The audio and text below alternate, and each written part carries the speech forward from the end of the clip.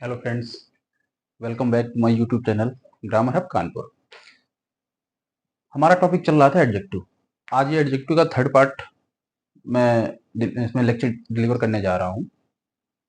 तो अभी तक हमने इसमें पढ़ा है, कुछ क्लासिफिकेशंस किए थे। तो जैसे प्रॉपर एडजेक्टिव हमने पढ़ा, ठीक है, प्रॉपर नाउन के जो एडजेक्टिव बनते थे। पजेसिव पढ़ा, डिस्ट्रीब्यूटिव पढ़ा, डेमोन्स्ट्रेटिव पढ़ा, डिग्री ऑफ कंपैरिजन पढ़ा। अच्छा, लास्ट वीडियो में कल मैं अपना वीडियो खुद देख रहा था, तो उसमें एक जगह मैंने लिखाया है न्यूमेरिकल एडजेक्टिव।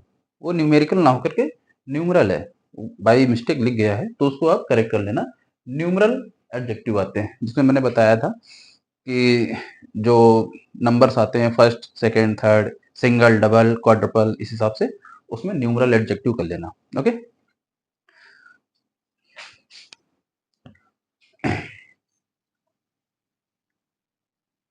चलो नेक्स्ट रूल देखते हैं। आज ये लास्ट वीडियो होगा इसमें एडजेक्टिव में, इसको कंप्लीट करते हैं। नेक्स्ट रूल कहता है कंपैरेटिवली या रिलेटिवली जब ये वर्ड आते हैं के बाद पॉजिटिव डिग्री का एडजेक्टिव आता है। जहां जिस सेंटेंस में ये वर्ड यूज हो जाए या रिलेटिवली यूज हो जाए, उसके बाद हमेशा पॉजिटिव डिग्री का एडजेक्टिव आएगा। इसी प्रकार यदि किसी सेंटेंस में इनफ यूज हो जाता है, तो इनफ के पहले एडजेक्टिव का यूज करते हैं, वो भी पॉजिटिव डिग्री का।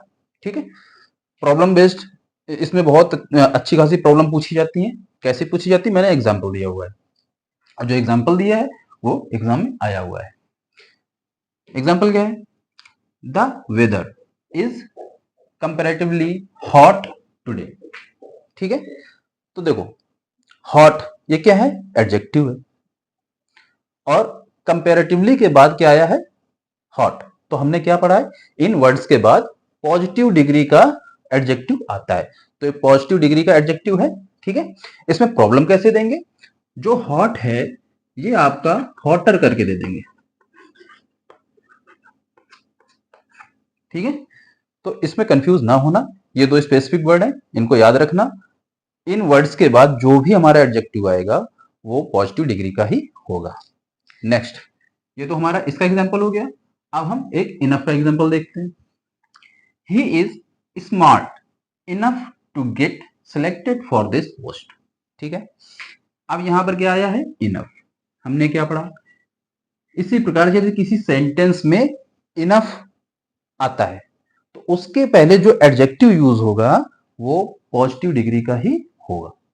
ठीक है, यानी कि अब इसमें प्रॉब्लम क्या देंगे? स्मार्ट की जगह पर क्या करके दे देंगे? स्मार्टर। ये प्रॉब्लम पूछी जा चुकी है।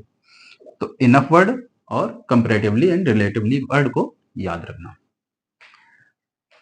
नेक्स्ट रूल क्या कहता है? प्रेफर जिस सेंटेंस में यूज होता है, प्रेफर ऑलवेज कैरी टू, यानी कि जिस सेंटेंस में प्रेफर यूज होगा वहां पर टू आएगा। ठीक है, यदि टू, यदि दो नाउन्स के बीच में तुलना हो रही हो, दो नाउन्स के बीच में तुलना हो रही हो, तो वहां पर टू का यूज होता है। Radha prefers milk to tea, ये भी हमारा नाउन है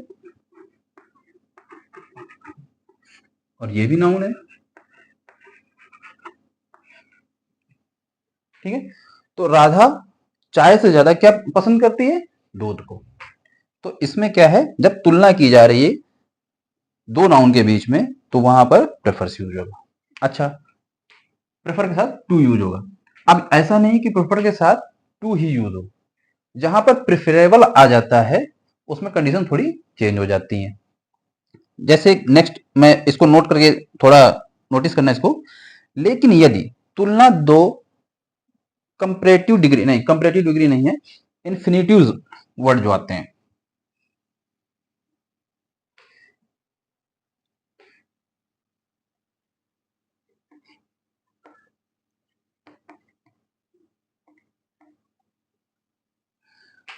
यदि तुलना दो इन्फिनिटीज के साथ हो रही है, तो प्रेफर प्लस रेदर देन का यूज होगा।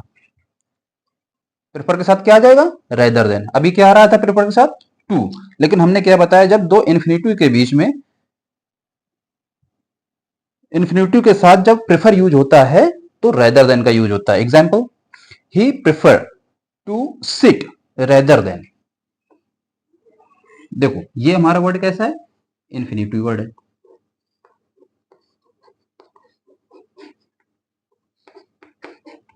इन्फिनिटिव क्या होता है, कैसे होता है, वो मैं आपको नेक्स्ट क्लास में बताऊंगा, जब इसका इससे रिगार्डिंग आएगा वर्ब में, ठीक है। अभी केवल आप ये समझ लो कि इन्फिनिटिव वर्ड्स के बीच में जब कंपैरिजन होता है तो वहां पर प्रेफर के साथ रेदर देन आता है। ये भी हमारा इन्फिनिटिव है।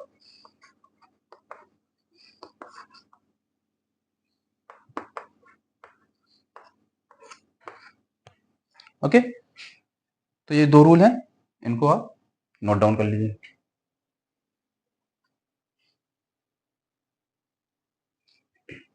नेक्स्ट रूल, जब दो एडजेक्टिव एंड से जुड़े हों, ध्यान रखना मैंने क्या बोला, जब दो एडजेक्टिव्स एंड से जुड़े होंगे तो दोनों एडजेक्टिव समान डिग्री में यूज होंगे। यानी डिग्री आप जानते हो, नॉमिनल, कंपैरेटिव एंड सुपरलेटिव। तो ऐसा नहीं होगा किसी सेंटेंस में कि जैसे दो एडजेक्टिव, ये क्या है हमारा, गुड एडजेक्टिव है, ठीक है, वाइज क्या है, दिस इज ऑल्सो एडजेक्टिव, ठीक है। तो इसमें ये कह रहा है कि जब दो एडजेक्टिव एंड से जुड़े होंगे, ठीक है, तो दोनों की डिग्री सेम होगी। ऐसा नहीं होगा कि यहां पर गुड कर दे और यहां पर वाइजर कर दे, यहां पर बेटर कर दे और यहां पर वाइज कर दे, यहां पर बेटर और यहां पर वाइजेस्ट नहीं होगा। ऐसे आपको प्रॉब्लम दी जाएंगी, ठीक है। तो ये आप नोट डाउन कर लीजिए कि जब दो एडजेक्टिव एंड से जुड़े होंगे तो दोनों एडजेक्टिव सेम डिग्री में ही यूज होंगे। ओके, नेक्स्ट कुछ हमारे वर्ड्स हैं, सम, ऑल, मोस्ट, एनी, नो। ये जितने भी एडजेक्टिव हैं, कितने, अप्रोक्स 5 है ना, ठीक है। तो ये जो एडजेक्टिव हैं, तो ये आप काउंटेबल नाउन के साथ भी यूज कर सकते हैं और अनकाउंटेबल नाउन के साथ भी यूज कर सकते हैं। जैसे एग्जांपल, ही लेफ्ट नो वाटर, तो वाटर क्या है, अनकाउंटेबल है हमारा,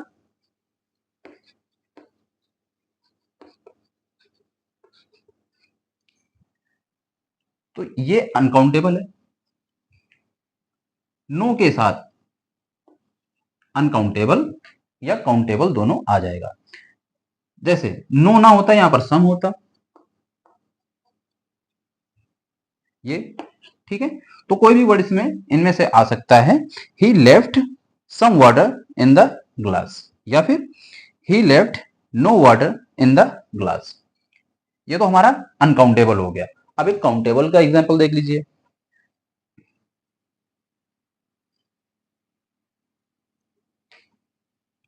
जैसे देयर इज नो वाटर था ना, ही लेफ्ट नो वाटर, तो नेक्स्ट इसका एग्जांपल देख लीजिए, देयर इज नो पैसेंजर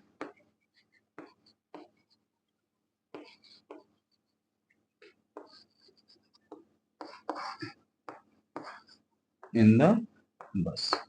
तो नो का यूज किसके साथ भी हो रहा है, ये हमारा काउंटेबल है,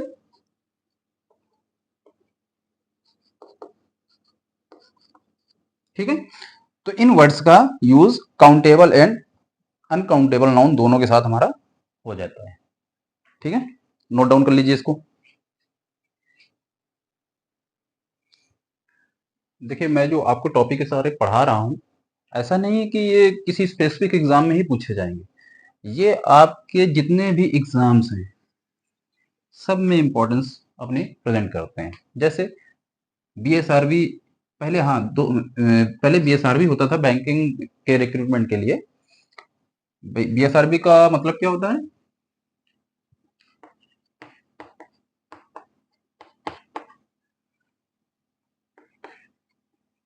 बैंकिंग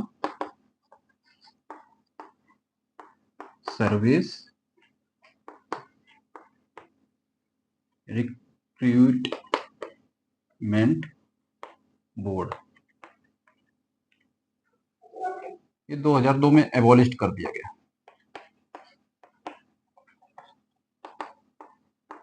इसमें कई टाइप की अनियमितताएं पाई गई, करप्शन पाया गया, इसलिए इसको वहां पर डिमोलिश कर दिया गया 2002 में। इसकी जगह किसने ली? IBPS। ठीक है, इसका फुल फॉर्म क्या होता है? Institute of banking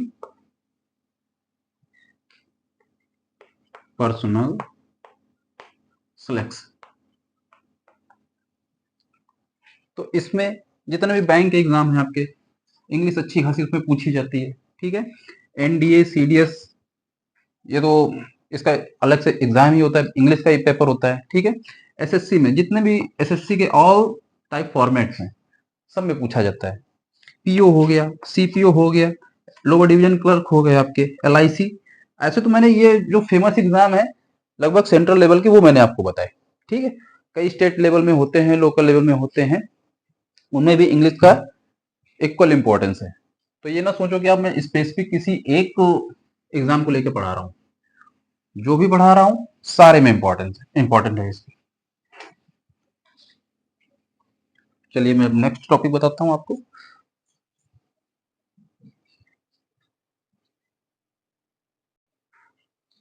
next rule है, जब हम कंपैरिजन करते हैं, कंपैरिजन हमेशा एक ही प्रकार के व्यक्ति या वस्तु से की जानी चाहिए।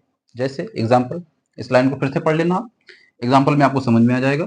जैसे my house is bigger than my uncle. क्या ये सेंटेंस आपको सही लग रहा है? यहां पर हाउस की बात हो रही है, ठीक है, ये मटेरियल नाउन हो गया हमारा, और यहां पर अंकल की बात हो रही है। ठीक है, ये हमारा नाउन आ गया, लेकिन इस नाउन से इस नाउन में डिफरेंस है। इसका अर्थ अगर आप निकालेंगे हिंदी में तो क्या आ रहा है? माई हाउस, मेरा घर बड़ा है, किससे? माई अंकल, मेरे अंकल से। क्या ये कंपैरिजन सही है? तो इसीलिए बोला गया है इसमें कि जब कंपैरिजन करेंगे हम तो दोनों किसी व्यक्ति से जब यह वस्तु से कंपैरिजन करते हैं तो दोनों का अर्थ सेम निकलना चाहिए। ठीक है, तो यहां पर या तो आप ऐसे कर दो अंकल्स, अब चीजें सेम हो गई। अब यहां पर किसका अर्थ निकल रहा है? अंकल के घर से निकल रहा है। ठीक है, मेरा घर बड़ा है, किसके? अंकल के घर से। क्योंकि एपोस्ट्रोफी एस लगा दिया हमने तो अब इसका सेंस निकलने लगा कि अंकल के घर की तुलना मेरे घर से की जा रही है। ठीक है, तो वही इसमें लिखा है, कंपैरिजन हमेशा एक ही प्रकार के व्यक्ति या वस्तुओं से की जानी चाहिए। तो माइंड में रखना आपने। दूसरा रूल, जब एक ही व्यक्ति या वस्तु की दो गुणों की तुलना की जाए तो मोर लगाकर पॉजिटिव डिग्री लिखते हैं। जब एक ही व्यक्ति की बात हो रही है तो वो अपने आप में अकेला बंदा है, उसका कंपैरिजन किसी दूसरे से तो हो नहीं रहा है। तो ऐसे याद रखना आप कि एक ही व्यक्ति की, जैसे मैं अपने बारे में बात करता हूं तो मेरी दो क्वालिटी के बारे में यहां पर बताया गया है कि मैं बुद्धिमान से ज्यादा बहादुर हूं। ठीक है, he is more brave than wise. तो यहां पर हमने क्या लगाया? मोर। ठीक है, और मोर ब्रेव देन वाइज, तो वही इसमें कहा गया, दो क्वालिटी हो गई हमारी, एक ब्रेव हो गया और एक वाइज हो गई, लेकिन बंदा एक ही है। ठीक है, तो जब एक ही बंदे की दो क्वालिटी बताई जा रही हैं, ये क्या है? एडजेक्टिव है। ये क्या है? एडजेक्टिव है, लेकिन ये दोनों स्पेशलिटी किसकी है? ही की, एक ही बंदे की है। तो इसके पहले, इस क्वालिटी के पहले हम मोर लगा के पॉजिटिव डिग्री लिखते हैं। ठीक है, नेक्स्ट, कुछ एडजेक्टिव्स हैं, उनके स्पेशल डिग्रीज होती हैं, तो वो मैंने यहाँ पर नोट डाउन कर दिया है, आप उसको थोड़ा लिख लेना, क्योंकि बहुत कंफ्यूजिंग है, आपको प्रॉब्लम होगी। जैसे लिटिल, लिटिल का कंपेरेटिव लेस होता है। ठीक है, सुपरलेटिव क्या हो जाएगा? लीस्ट हो जाएगा। तो थोड़ा टफ है, वो वर्ड मीनिंग मैंने लिख दी, आप इसको नोट डाउन कर लीजिए। मच, ये क्या बता रहा है?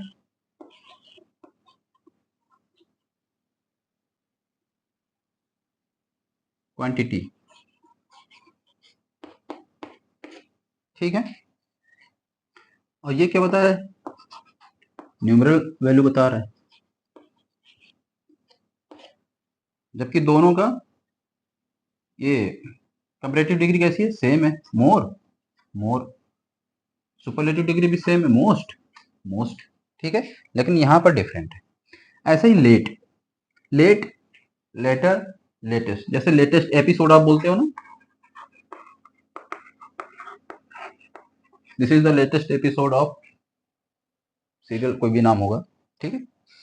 दूसरा लेट, इस लेट और इस लेट में क्या अंतर है, ये एक टाइम को दिखा रहा है और ये क्या कर रहा है, पोजीशन को दिखाता है।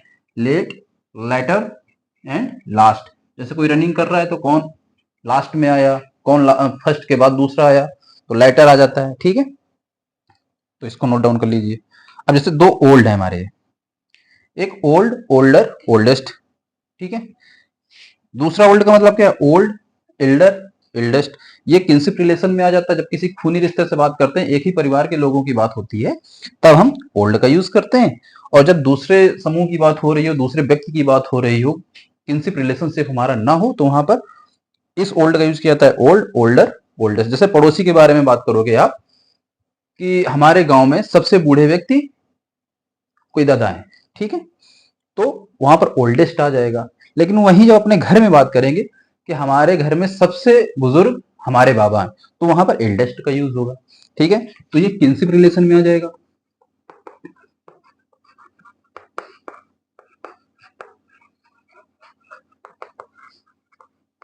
और ये अदर देन किनशिप,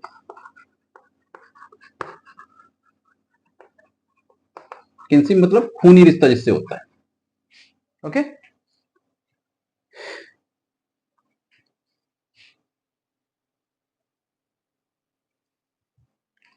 दो ये वर्ड और हैं, इनको भी नोट डाउन कर लो। फार, दूर से संबंधित है। ठीक है। फोर्थ मतलब और कुछ आने वाला है, और यह भी का सेंस देता है। ठीक है। जैसे Mumbai is further than Delhi, Mumbai is further than Bhopal, farther than Bhopal, sorry. ठीक है, तो ये दूर के सेंस में आता है। और ये जैसे कुछ एडिशनल जोड़ना होता है, फर्दर साइड, इस टाइप से सेंटेंसेस आते हैं, तो उसमें हम फोर्थ का या फर्दर का, फर्देस्ट का यूज करते हैं। ठीक है।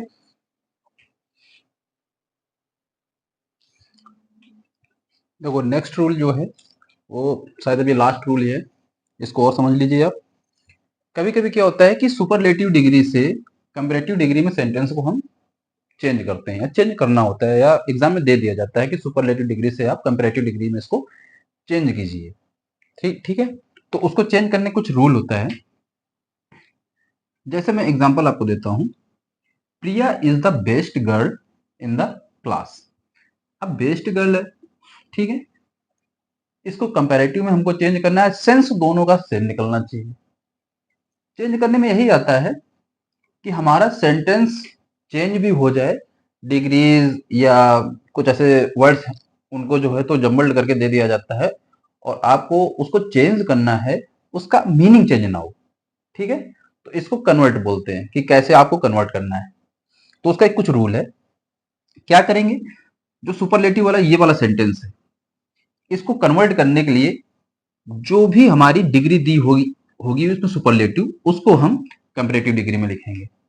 ठीक है, अभी मैं आपको वो नहीं बता रहा हूं कि सब्जेक्ट प्लस हेल्पिंग वर्ब ये अंडरस्टूड है, जो सेंटेंस में होगा वो आपको लिखना ही लिखना है। ठीक है, मैं जो मेन है वो आपको बता रहा हूं कि जो सुपरलेटिव डिग्री है उसको आपको मेन में करना है, जो सुपरलेटिव डिग्री उसको आपको कंपैरेटिव डिग्री में कन्वर्ट करना है। इसके बाद उस कंपैरेटिव डिग्री के बाद देन का यूज होगा, फिर ऑल अदर ये वर्ड आपका ऐड होगा। इसके बाद जो भी सेंटेंस में जुड़ा हुआ है लास्ट में वो आपको एज इट इज रख देना है।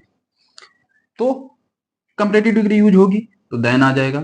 ठीक है, ये वर्ड हमको अपने पास से ऐड करना है, ये रूल है अपना, याद कर लीजिए। तो देखो, प्रिया इज, अब यहां पर दा लगेगा कि जब हम कंपैरेटिव डिग्री लिखेंगे, नहीं लगेगा। तो यहां पर बेस्ट है, इसका कंपैरेटिव डिग्री क्या होगा, बेटर। Priya is better.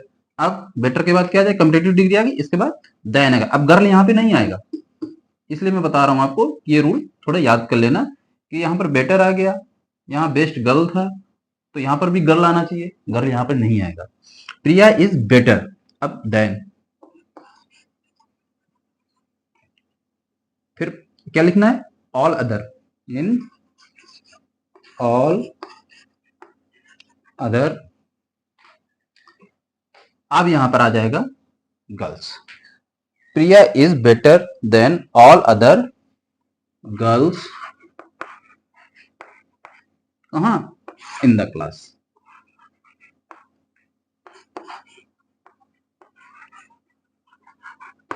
ठीक है, इस हिसाब से इसको हम कन्वर्ट करेंगे सेंटेंस को, उसकी मीनिंग सेम निकल रही है, बस सुपरलेटिव से हमने इसको कंपैरेटिव में चेंज कर दिया है, बट मीनिंग इसकी सेम निकल रही है। तो ये अभी तक का जितना भी अभी हमने बताया, ये थर्ड क्लास है एडजेक्टिव की, इसको आप लोग नोट डाउन कर लीजिए।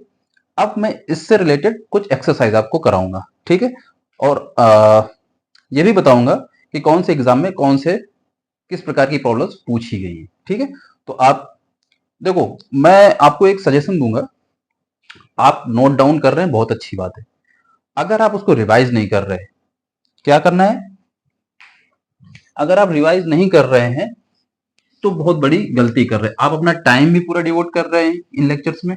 ठीक है, और अगर रिवाइज नहीं कर रहे हैं तो आप अपना टाइम जितना दूसरे सब्जेक्ट में दे सकते थे वो आपने इसमें दिया और फिर भूल गए, तो ये तो आपका डबल लॉस हो रहा है।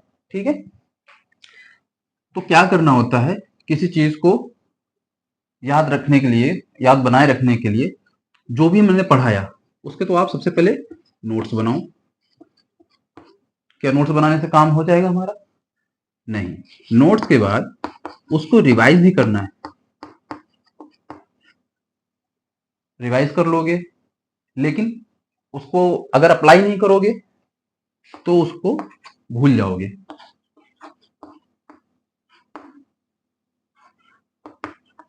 अप्लाइड कैसे होगा, जब आप एक्सरसाइज लगाएंगे। कोई भी ग्रामर की बुक आप ले लेना मार्केट से जो ऑथेंटिकेटेड हो, एक एसपी सिंह की भी आती है, एक मिरर ऑफ कॉमन एरर्स भी आती है, या कुछ ज्यादा ना जाओ आप, इंटर लेवल की, आप जैसे यूपी बोर्ड से जो लोग एक्सीलेंट की आती है, या बिहार बोर्ड से होंगे उनकी अलग चलती होगी, तो उस हिसाब से आप पीछे वाली बैक एक्सरसाइज ले लीजिए और उनको करना स्टार्ट कीजिए। अगर आप कोई भी इसमें बीच में गैप कर रहे हैं तो आप अपने लिए बहुत बड़ी प्रॉब्लम क्रिएट कर रहे हैं, क्योंकि केवल नोट्स बनाना, रिवाइज करना ही हमारा खेल यहाँ पर समाप्त नहीं होता है।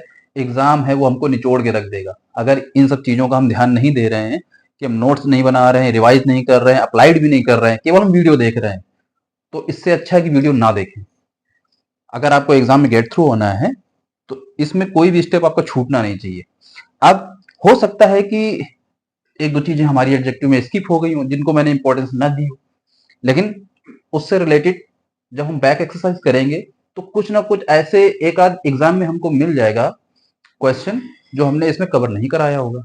ठीक है, तो जब बैक एक्सरसाइज आप करेंगे तो उसमें काफी सारे कंसेप्ट और क्लियर होंगे, इसलिए मैं कहता हूं कि इनको जरूर अप्लाई कीजिए। ठीक है, ये मेथड आप अप्लाई करें और इसमें 100% आपको बेनिफिट मिलेगा। ठीक है, अच्छा, अब मैं कुछ एक्सरसाइज कराने जा रहा हूं। आप सबसे पहले आप उसमें प्रॉब्लम ढूंढेंगे किस पार्ट में एरर है, इसके बाद मैं टाइम नहीं लूंगा, मैं तुरंत बताऊंगा, आप पॉज करके देख लेना कि किस में एरर है। आप सबसे पहले अपना दिमाग लगाना और फिर जब ना आए तब वीडियो को फॉरवर्ड करना। ठीक है, चलिए देखिए, फर्स्ट प्रॉब्लम देखिए, he wanted certain boy to make entry into the principal's chamber. अब देखो, पहला पार्ट देखिए, ही वांटेड, ही के हिसाब से ये पास्ट डेफिनिट में है। ठीक है, तो ही वांटेड, ये पहला सेगमेंट तो हमको सही लग रहा है। सर्टेन बॉय, अब देखो, आपको मैंने सबसे शुरू में पहले लेक्चर में ही बताया था, जहां पर सर्टेन आएगा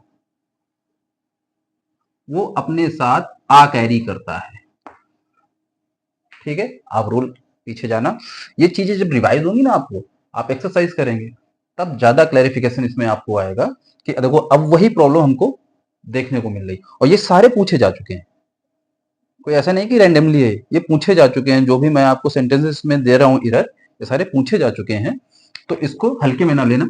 ही वांटेड, यहाँ पर सर्टेन दिया था तो आ सर्टेन लगेगा, ठीक है। तो मैंने तो बता दिया डायरेक्ट आपको, आप पॉज करके इसको पहले देखना। सबसे पहले तो आप जो मैंने रूल्स लिखा है जरूर पढ़ना, अगर आप अच्छे से उसको मेमोराइज करते हैं तो ये प्रॉब्लम बहुत ही आपको हल्की फुल्की नजर आएंगी, ठीक है। जैसे ही सर्टेन आएगा, अब आ सर्टेन आप कहना स्टार्ट कर दो मुंह में कि आ सर्टेन, आ सर्टेन, आ सर्टेन ही आता है, सर्टेन अकेले नहीं आता है, ठीक है। ग्रामर की बात कर रहा हूं, ऐसे स्पीकिंग में तो आप कुछ भी बोलते रहते हो, कोई बात नहीं। तो यहां पर आ लगेगा। Next problem, there were only 2 soldiers but each and every soldier was equal to 5 policemen and no error. देखो ये पांचवा जो ऑप्शन दे देते हैं ना, ये और आपको टफ बना देता है। पहले आपको 4 में ही प्रॉब्लम ढूंढनी थी, अब ये पांचवा देख करके आपको ये कंफ्यूजन क्रिएट कर रहा है कहीं ऐसा तो नहीं सेंटेंस सही है। अगर ये नहीं होगा तो 100% आप श्योर है कि कहीं ना कहीं किसी पार्ट में प्रॉब्लम है, बट अगर नो एरर दे दिया तो ये और कंफ्यूजिंग हो जाता है, ठीक है। अब देखिए, there were only 2 soldiers, 2 soldier की बात हो रही तो सोल्जर्स लगा है, ठीक है, प्लूरल बना है, कोई दिक्कत नहीं है। वर है, हेल्पिंग वर्ब भी हमारी सही है, ठीक है। तो यानी कि हमारा पहला सेगमेंट सही है, 2 soldiers but each and every. अब जहां पर ईच एंड एवरी आ रहा है, ऐसे स्पेसिफिक वर्ड्स हैं, आप एडजेक्टिव में देखना। ये हालांकि रूल मैंने बताया नहीं है, अभी मैं आपको इसके बारे में बताता हूं, ठीक है। इसीलिए मैंने कहा था कि एक्सरसाइज जब आप करेंगे तो कुछ ऐसे वर्ड आएंगे जिनके बारे में कम इंपॉर्टेंस मैंने दी कि शायद नहीं पूछा जाएगा, लेकिन वो पूछा गया है। तो कोई भी पार्ट्स ऑफ स्पीच का कोई भी ऐसा पार्ट नहीं है जिसको आप हल्के में ले सकते हैं। आप हो सकता है कि जिसको हल्के में ले रहे हैं, अगले एग्जाम में उसी से सबसे ज्यादा क्वेश्चन पुट अप हो जाए, ठीक है। तो सेम सारे सेगमेंट आपके बराबर इंपॉर्टेंस रखते हैं। तो इसमें एरर हमारा each and every soldier was equal to 5 policeman. Each and every में इसमें प्रॉब्लम है, क्यों है अब देखो मैं आपको समझाता हूं।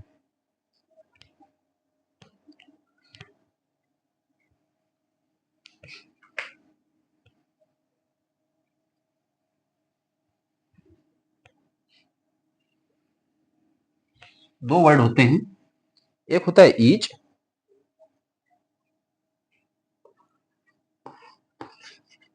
दूसरा है ईच एंड एवरी, ठीक है। ईच का यूज हम कब करते हैं, जब दो लोगों की या दो से अधिक लोगों की बात हो।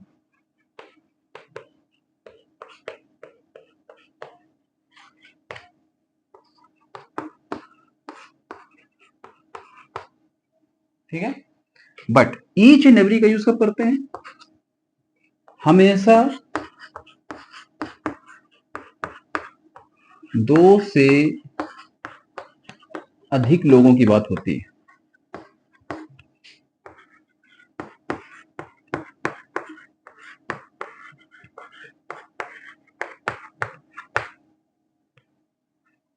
जैसे मैंने क्या बताया, ईच का यूज जब दो लोगों की बात हो या दो से अधिक लोगों की बात हो। ये कंफ्यूजिंग है, लेकिन कंफ्यूजन अभी दूर हो जाएगी जब एग्जांपल दूंगा मैं। जब दो लोगों की बात हो, तो हमने 2 सोल्जर की बात की थी,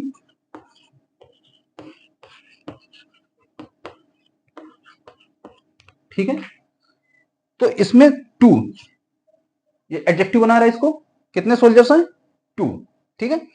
तो दो लोगों की बात हो रही है, तो वहां पर उसने यूज किया था ईच एंड एवरी करके प्रॉब्लम दिया था। आपको इसकी जगह लगाना क्या था, ईच, क्योंकि केवल 2 सोल्जर्स की बात हुई थी, ठीक है। या उससे ज्यादा होती तब भी हम ईच का यूज कर सकते हैं, लेकिन स्पेसिफिक उस सेंटेंस में केवल दो सोल्जर्स की बात हुई थी, इसलिए ईच एंड एवरी ना करके ईच आएगा। ये बात क्लियर हुई। अब ईच एंड एवरी कब होता है,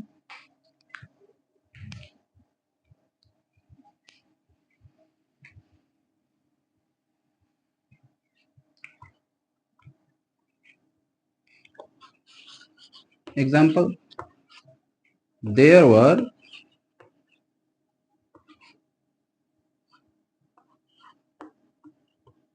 11 players in cricket match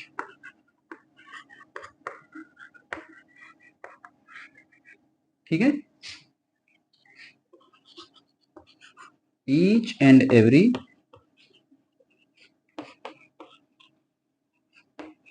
player, each and every player, एक मिनट, सॉरी कोई आ गया था। हाँ, मैं बता रहा था ईच एंड एवरी, तो इसका एग्जांपल क्या होगा, देयर वर 11 प्लेयर्स, देखो 11 प्लेयर्स की बात हो रही है, ठीक है, तो ये क्या है, मोर देन 2 है, तो यहां पर ईच एंड एवरी का यूज करेंगे।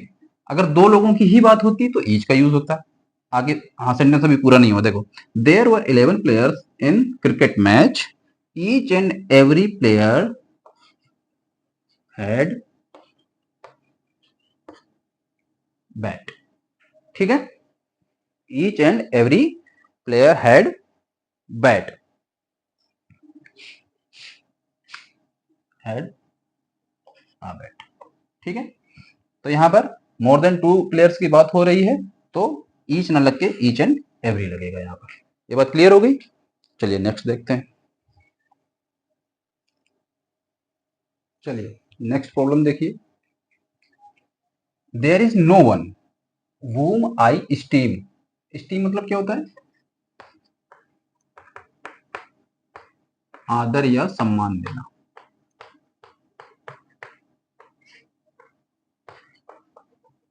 ठीक है, there is no one whom I esteem highly than your mother and father, मतलब ऐसा कोई नहीं है जिसे मैं आपके माता पिता से ज्यादा सम्मान देता हूं, ठीक है। अच्छा, अब आप देखो, अभी तो हम केवल एडजेक्टिव की ही प्रॉब्लम सॉल्व कर रहे हैं, तो इतना तो कॉन्फिडेंस होगा ही इसमें कि एडजेक्टिव आप पहचान लेंगे, ठीक है। एडजेक्टिव पहचानने के बाद प्रॉब्लम भी आप बता सकते हैं इसमें क्या है, तो थोड़ा दिमाग लगाइए इसमें, चलो आप पॉज करके दिमाग लगा लेना, ठीक है। अब there is no one, first sentence हमको करेक्ट लग रहा है, ठीक है, whom I esteem, ये भी सही है, ठीक है, हाईली देन, अब देखो यहां पर देन लगा है, और देन कब लगता है, जब कंपेयर किया जाता है किसी से, ठीक है, और जब कंपेयर किया जा रहा है तो देन के पहले हमारी ये क्या, कौन सी फॉर्म आएगी, कौन सी डिग्री आएगी, कंपैरेटिव डिग्री, तो हाई ना होकर के क्या हो जाएगा यहां पर, हाइयर, ठीक है, ये एलआईसी में पूछा गया क्वेश्चन आपका, ठीक है, तो देन के हिसाब से हमने हाईली की जगह पर हाइयर लगा दिया। Next, this is the more difficult sum I have ever solved within 5 minutes, कह रहा है कि मैंने 5 मिनट के अंदर जितने भी सवाल सॉल्व किए हैं उनमें से ये सबसे कठिन है, ठीक है, तो अब देख लो इसमें क्या है, this is the more difficult, अब बात क्या हो रही है, आप लोग इसमें पहले प्रॉब्लम सर्च करना कि कहां पर प्रॉब्लम है, ठीक है, मैं इसका सॉल्यूशन बताने जा रहा हूं। इसने कहा है जितने भी अभी तक, जितने भी सम, मान लो एग्जांपल ले लो 10 सम होंगे, ठीक है, 10 में से सबसे ज्यादा एक कठिन है, ठीक है, तो ये तो सुपरलेटिव डिग्री की बात हो रही है कि 10 लोगों में से एक लड़का सबसे ज्यादा शरारती है, तो वहां पर सुपरलेटिव डिग्री आनी चाहिए। क्या इस सेंटेंस में कहीं आपको सुपरलेटिव डिग्री दिख रही है, तो जहां पर हमारा एडजेक्टिव होगा उस पर हम ध्यान देंगे, दिस इज द मोर, यहां पर मोर ना करके क्या आ जाएगा, मोस्ट, ठीक है, एसएससी सीजीएल में पूछा गया है, एसएससी सीजीएल, ठीक है, तो यहां पर मोर ना करके मोस्ट आएगा, क्योंकि इतने सारे सवालों में से एक ही सवाल सबसे ज्यादा कठिन था, इसलिए वहां सुपरलेटिव डिग्री की बात हो रही। ओके, चलिए नेक्स्ट प्रॉब्लम देखिए। This photograph was comparatively better than that which he had kept in his purse. ठीक है, 5 ऑप्शन दिए हैं, आप सबसे पहले इसमें प्रॉब्लम ढूंढिए। ठीक है, मैंने आपको 2 वर्ड बताए थे, एक तो कंपैरेटिवली बताया था प्लस एक रिलेटिवली बताया था, और बताया था जिस किसी सेंटेंस में जब ये 2 वर्ड यूज हो जाते हैं, देखो जो रूल बताया वो इसमें आया है, पूछा गया है। ठीक है, तो जिस सेंटेंस में ये 2 वर्ड आ जाते हैं कंपैरेटिवली एंड रिलेटिवली, वहां पर जो एडजेक्टिव यूज होगा वो कंपैरेटिव या सुपरलेटिव डिग्री ना यूज हो करके पॉजिटिव डिग्री में यूज होगा। ठीक है, तो ये बेटर दिया है, तो बेटर का पॉजिटिव डिग्री क्या होगी? गुड। ये इसमें एरर थी। ठीक है, जब यहां पर कंपैरेटिवली के बाद आप गुड कर देंगे तो कोई भी एरर बचती नहीं। ठीक है, next, this young lady is more beautiful but not so cultured as her younger sister नोएडा। ठीक है, तो इसमें ऑप्शन बी गलत है। क्यों? क्योंकि इसमें कंपेयर किया जा रहा है किसी से, उसकी छोटी सिस्टर से कंपेयर किया जा रहा है, तो जहां पर मोर लगा है तो मोर ब्यूटीफुल यहां पर क्या आना चाहिए बीच में? बट, और ब्यूटीफुल के पहले देन आएगा। ठीक है, क्योंकि कंपेयर किया जा रहा है उसकी छोटी बहन से, इसलिए वहां पर देन का यूज होगा। ठीक है, चलिए देखिए, ये जो नया एक आया हुआ है सेंटेंस इसमें काफी इंटरेस्टिंग है। इसमें क्या है? Her black long hair adds glamour to her looks. उसके जो काले और लंबे घने बाल हैं, काले और लंबे जो बाल हैं उसके ग्लैमर में और सुंदरता जोड़ देते हैं। तो देखो, इसमें आपको शायद अभी मैंने बताया भी नहीं इसके बारे में, आपको समझ में भी नहीं आएगा। तो इसमें 2 एडजेक्टिव यूज हुए हैं, एक तो ब्लैक हुआ है और एक लॉन्ग हुआ है। ठीक है, तो एक इसमें एडजेक्टिव ऑफ कलर यूज हुआ है and adjective of size use हुआ है। 2 टाइप के यूज हुए हैं, एक तो कलर है, ब्लैक कलर है, ठीक है, दूसरा साइज है। तो जब एक सेंटेंस में 2 टाइप के ऐसे एडजेक्टिव आ जाते हैं तो उसका एक सीरियल होता है। सबसे पहले हम आएगा adjective of size, then adjective of colour या क्वालिटी, कुछ भी। ठीक, सबसे पहले साइज आएगा हमारा। तो यहां पर क्या है?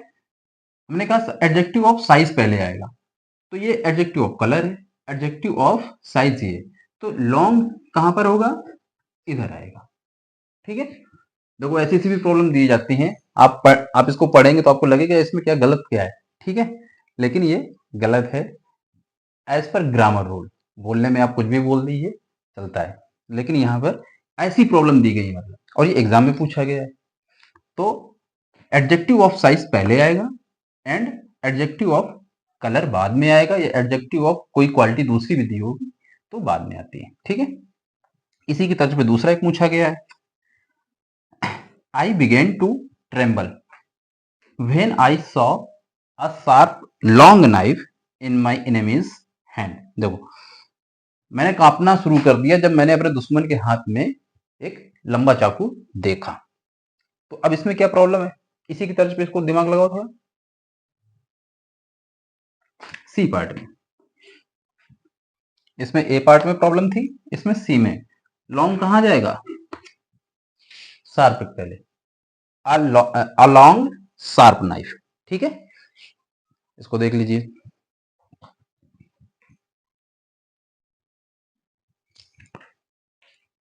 तो अब हमारा एडजेक्टिव खत्म हो चुका है। जो रूल बताया मैंने और जो एक दो एक्स्ट्रा इसमें आ गए एक्सरसाइज में, उसमें मैंने बता दिया। जब लगभग 8 से 10 मैंने जो एग्जाम्पल आपको दिए वो सारे पूछे जा चुके हैं, इसी के तर्ज पे ही पूछे जाएंगे। एक मोटा मोटा आइडिया मिल जाता है कि किस हिसाब से क्वेश्चंस हमारे प्रॉब्लम्स आती हैं। ठीक है, तो एडजेक्टिव हमारा कंप्लीट होता है। इसके बाद मैं देखता हूँ कि नाउन स्टार्ट करूँ कि प्रीपोजिशन स्टार्ट करूँ। ठीक है, और ये हमारा हमारा डेली रूटीन का है। जो भी वर्ड मीनिंग्स देता हूँ वो देख लीजिए कुछ।